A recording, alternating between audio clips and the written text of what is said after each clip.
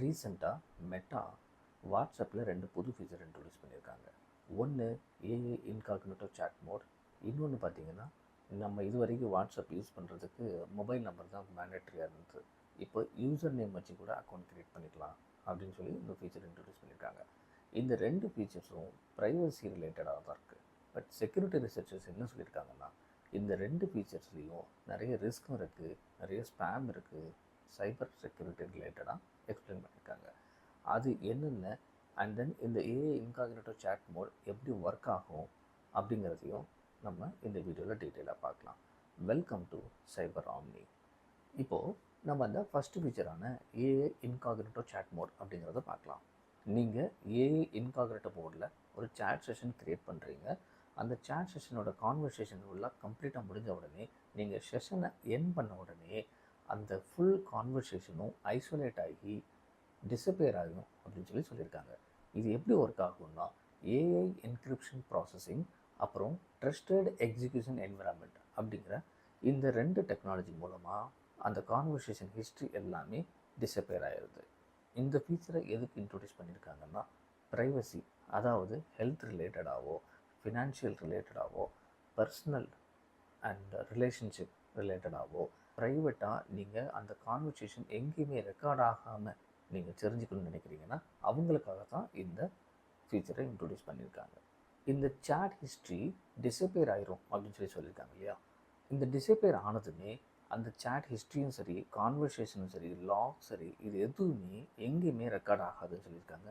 Even மெட்டாவாலேயே access பண்ண முடியாது அப்படின்னு சொல்லியிருக்காங்க. இந்த ஏஐ சாட் இனிஷியலாக டெக்ஸ்ட் இன்ட்ராக்ஷனுக்கு மட்டும்தான் சப்போர்ட் பண்ணும். வேறு எந்த ஒரு இமேஜ் ரிலேட்டடாக எந்த ரிக்வெஸ்ட் கொடுத்தாலும் சப்போர்ட் பண்ணாது. அதே மாதிரி ஹார்ம்ஃபுல் ரிக்வெஸ்ட் அல்லது இல்லீகல் ரிக்வெஸ்ட் ஏதாவது வந்ததுன்னு சொன்னால் கட்டுப்பாட்டு நெறிமுறைகள் அந்த மூலமா இம்மிடியேட்டாக செஷன் எண்ட் ஆயிரும். அது மட்டும் இல்லாமல் எந்த ஒரு ரெஸ்பான்ஸும் கிடைக்காது. செக்யூரிட்டி ரிசர்ச்சர்ஸ் என்ன சொல்லியிருக்காங்கன்னா, இந்த features privacy and accountability issue வரும் அப்படின்னு சொல்லியிருக்காங்க. ட்ரெடிஷ்னலாக இருக்கிற ஏஐஸ், அதாவது சாட் ஜிபிடி, ஜெமினை, இவங்க எல்லார்கிட்டையும் இந்த ஒரு ஏஐ இன்காக்னிட்டோ சாட் மோட் இருக்குது. ஆனாலும் அவங்க இந்த சாட் செஷன் அந்த ஹிஸ்ட்ரியை கொஞ்ச நாளைக்கு அவங்க பேக்கப்புக்காக சம் ரீசனுக்காக வச்சுருப்பாங்க. ஆனால் இந்த மெட்டா என்ன பண்ணியிருக்காங்க, இம்மிடியட்டாக ஐசோலேட் ஆகி டிஸப்பியர் ஆகிருன்னு சொல்லியிருக்காங்க. இப்போது இன்கேஸ் அந்த சாட் செஷன் எல்லாமே டிஸப்பியர் ஆகிடுது அப்படின்னு சொன்னால் ஏஐ ரெஸ்பான்ஸ் எல்லாமே கரெக்டாக இருக்கும் அப்படின்னு சொல்ல முடியாது. நீங்கள் அந்த ஏஐயோடைய டிஸ்க்ளைமர்லேயும் அந்த டேர்ம்ஸ் அண்ட் கண்டிஷன்ஸ்லேயும் பார்த்தாலே உங்களுக்கு தெரிஞ்சிடும். அப்படி இருக்கும்போது இந்த கான்வர்சேஷன் கம்ப்ளீட்டாக டிஸப்பியர் ஆகுது அப்படிங்கிறப்போ ஹார்ம்ஃபுல்லான ரெஸ்பான்ஸ் ஏதாவது வந்ததுன்னா அதை ட்ராக் பண்ண முடியாது.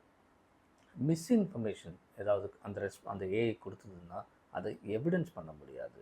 அன்சேஃப் ரெக்கமெண்டேஷன், அதாவது நீங்கள் ஹெல்த் ரிலேட்டடாக ஏதாவது கொஸ்டின் கேட்குறீங்க, அது தப்பான ஒரு மெடிசன்ஸையோ இல்லை ஒரு ப்ராக்டிஸையோ அது சஜஸ்ட் பண்ணிச்சுன்னா அதை இன்வெஸ்டிகேட்டும் பண்ண முடியாது, ட்ராக்கும் பண்ண முடியாது. லா என்ஃபோர்ஸ்மெண்ட் அண்ட் ரெகுலேட்டரி சேலஞ்சஸ் வரும் அப்படின்னு சொல்லியிருக்காங்க. ஸோ இதில் இருக்கிற வார்னிங் என்னென்னா, இந்த டிஸப்பியர் ஆகிற சாட் மூலமாக டிரான்ஸ்பரன்சி அண்ட் அக்கௌண்டபிலிட்டி இஷ்யூ வரும். எப்போன்னா டேஞ்சரஸ் ஆர் மிஸ்லீடிங் ரெஸ்பான்ஸை ஏஐ கொடுக்கும்போது. இது போக மெட்டா என்ன சொல்லியிருக்காங்கன்னா, சும்மா வாக்குறுதி மாதிரி கொடுக்காம, அதாவது எந்த ஒரு டேட்டாவும் எங்ககிட்ட இருக்காது, நாங்கள் எதுவுமே யூஸ் பண்ண மாட்டோம், ப்ரைவசி எங்ககிட்ட நிறையா இருக்கும் அப்படின்னு வாக்குறுதி மட்டும் கொடுக்காம டெக்னாலஜி மூலமாகவும் இன்ஃப்ராஸ்ட்ரக்சர் மூலமாகவும் ப்ரைவசி ஃபர்ஸ்ட் ஏஐ அதை நோக்கி தான் இந்த மேஜர் சேஞ்சஸ் இன்ட்ரடியூஸ் பண்ணியிருக்காங்க.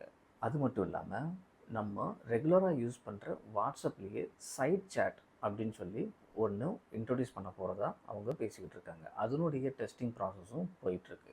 அதே நேரத்தில் இன்ஸ்டாகிராமில் இருக்கிற என்கிரிப்டட் டைரக்ட் மெசேஜை ஸ்டாப் பண்ணி, அதாவது ரிமூவ் பண்ணிவிட்டு மெட்டாவுடைய ப்ரைமரி என்கிரிப்டட் பிளாட்ஃபார்மான வாட்ஸ்அப்புக்கு எல்லாரையுமே ரீடைரக்ட் பண்ணிகிட்ருக்காங்க. இப்போ இந்த ஃபீச்சரில் இருக்கிற பெரிய கொஸ்டின் என்னென்னா, ஏஐயால் எப்படி ப்ரைவசியையும் அக்கௌண்டபிலிட்டியும் ஒரே நேரத்தில் மெயின்டைன் பண்ண முடியும்? அது மட்டும் இல்லாமல் AI become more deeply integrated with our personal, அதாவது நம்ம பர்சனல் மெசேஜிங் ஆப்பில் இன்டெகிரேட் ஆகிருக்குன்னா எப்படி பேலன்சிங்காக ப்ரைவசி, செக்யூரிட்டி, டிரான்ஸ்பரன்சி, அக்கௌண்டபிலிட்டி எல்லாம் எப்படி அதனால் மெயின்டைன் பண்ணி ஃபங்க்ஷன் பண்ணிக்க முடியும் இதுதான் biggest cyber security challenge for the next generation. Okay, இப்போது என்னோட கொஸ்டினுக்கு வரலாம். அதாவது இப்போது இந்த சாட் செஷன் எண்ட் ஆனதுமே டிஸப்பியர் ஆயிரும்னு சொல்லியிருக்காங்க. ஆனால் டெலீட் ஆகும்னு சொல்லலை. சாட் பண்ணிகிட்டு இருக்கும்போது அந்த ரெக்கார்டு எல்லாமே மெமரியில் தான் சேவ் ஆகும். அப்போ அந்த லாகை வச்சு மெட்டாவால் சாட் செஷனை ரெக்கவர் பண்ணிக்க முடியும். அப்படிங்கப்போ இங்கே ப்ரைவசி இல்லை. நம்ம எந்த டிவைஸ்லேருந்து சேட் பண்ணுறோம், எந்த ஜியோ லொக்கேஷன்லேருந்து சேட் பண்ணுறோம், என்ன ரிக்வெஸ்ட் கேட்குறோம் அப்படிங்கிறது எல்லாமே ஏஐ கிட்ட ரெக்கார்ட் இருந்ததுன்னா அது நமக்கு ரெஸ்பான்ஸ் கொடுக்கும். இன்கேஸ் ஏஐ கிட்ட அந்த பதில் இல்லை அப்படின்னா அந்த கொஸ்டினுக்குரிய பதில் அது ஆல்ரெடி ட்ரெயின் ஆகிருக்கிற ஏஐ கிட்ட இருந்த ரெஸ்பான்ஸை கொண்டு வந்து நமக்கு கொடுக்கும். அப்போது நம்ம கேட்குற கேள்வி அது ட்ரெயின் ஆகிறதுக்காக இந்த ரெக்கார்டையும் யூஸ் பண்ணுவாங்க. அது அப்படி இல்லைன்னு சொல்ல முடியாது. பட் ஜென்ரலாக என்ன சொல்கிறாங்கன்னா, சேட் ஹிஸ்ட்ரியை வச்சுக்கிட்டு ஏஐ எங்கேயுமே லேர்ன் பண்ணிக்கிறது இல்லை அப்படின்னு சொல்கிறாங்க. பட் எந்த அளவுக்கு உண்மை அப்படிங்கிறது யாருக்கிட்டையுமே டேட்டா கிடையாது. மூணாவது ஃபுட் பிரிண்ட் ரெக்கார்ட் ஆகும். அதாவது நம்ம எந்த டிவைஸ்லேருந்து சேட் பண்ணுறோம், எந்த லொக்கேஷன்லேருந்து சேட் பண்ணுறோம் அப்படிங்கிறது எல்லாமே அங்கே ரெக்கார்ட் ஆகும். ஃபார் எக்ஸாம்பிள், இப்போ நம்ம வீட்டுக்கு ஒருத்தங்க வராங்க, யார், எங்கேருந்து வந்திருக்காங்க, எதுக்காக வந்திருக்காங்க அப்படிங்கிறது எல்லாத்தையும் கேட்டுட்டு தான் நம்ம வீட்டுக்குள்ளே அலோவ் பண்ணுவோம், அல்லது அதுக்கு அவங்களுக்கு பதில் சொல்லுவோம். த சேம் கான்செப்ட் தானே ஏஐலையும் ஒர்க் ஆகும். அப்போது இந்த இடத்துல ப்ரைவசி அப்படிங்கிறதுக்கு எந்த ஒரு உத்தரவாதமுமே இல்லை.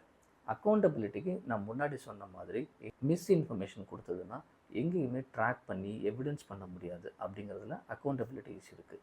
அப்போ இந்த ஃபீச்சர்ஸில் உங்களுக்கு இன்காகினேட்டோ மோடில் ப்ரைவசி ரொம்ப இருக்கும் அப்படின்னு அவங்க சொல்லியிருந்தாலும் உங்களோட பர்சனல் இன்ஃபர்மேஷன் எங்கேயுமே நீங்கள் ஷேர் பண்ணிடக்கூடாது. இன்காகினேட்டோவாக இருந்தாலும் எங்கேயுமே நீங்கள் ஷேர் பண்ணக்கூடாது. இப்போது ரெண்டாவது ஃபீச்சரான யூசர் நேம் ஃபீச்சருக்கு வரலாம். இந்த ஃபீச்சரில் என்னென்னா, இது வரைக்கும் நம்ம மொபைல் நம்பர் யூஸ் பண்ணி தான் வாட்ஸ்அப் அக்கௌண்ட் க்ரியேட் பண்ணிகிட்டு இருந்தோம். இப்போது யூசர் நேம் வச்சு க்ரியேட் பண்ணலாம் அப்படின்னு சொல்லியிருக்காங்க. இது எதுக்காகன்னு கேட்டிங்கன்னா, சேம் ப்ரைவசி. அதாவது நம்மளோட நம்பர் இன்னொருத்தங்களுக்கு தெரிய வேணாம் அப்படிங்கிறது நினைக்கிறது. அண்ட் தென் இந்த நம்மளுடைய ஃபுல் நேம் யாருக்கும் தெரிய வேணாம் அப்படின்னு நினைக்கிறது. ஃபார் எக்ஸாம்பிள், இப்போ இன்ஸ்டாகிராம், டெலிகிராமில் இருக்கிற மாதிரி யூசர் நேம் பேஸ் பண்ணி அக்கௌண்ட்டை க்ரியேட் பண்ணிக்கலாம் அப்படிங்கிறது தான் இந்த ரெண்டாவது ஃபீச்சர்ஸ்.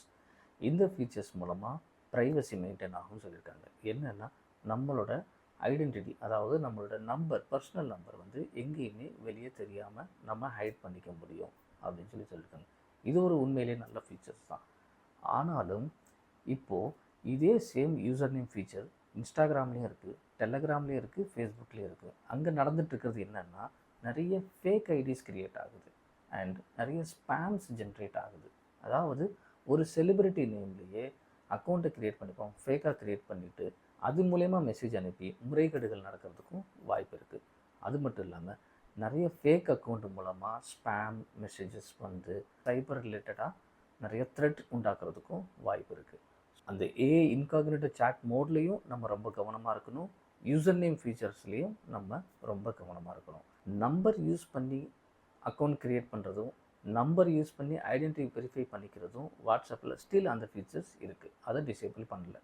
என்ன தான் ப்ரைவசியை இம்ப்ரூவ் பண்ணுறாங்க அப்படின்னு சொல்லிட்டு ஏஐ மூலமாக, இன்காகினேட்டோ சாட் மூலமாகவும் and user name features introduce பண்ணி கொடுத்துருந்தாலும் நம்ம தான் நம்ம தகவலையும், நம்ம தான் நம்மளுடைய ப்ரைவசியையும் அக்கௌண்டபிலிட்டியும் பாதுகாக்கணும்.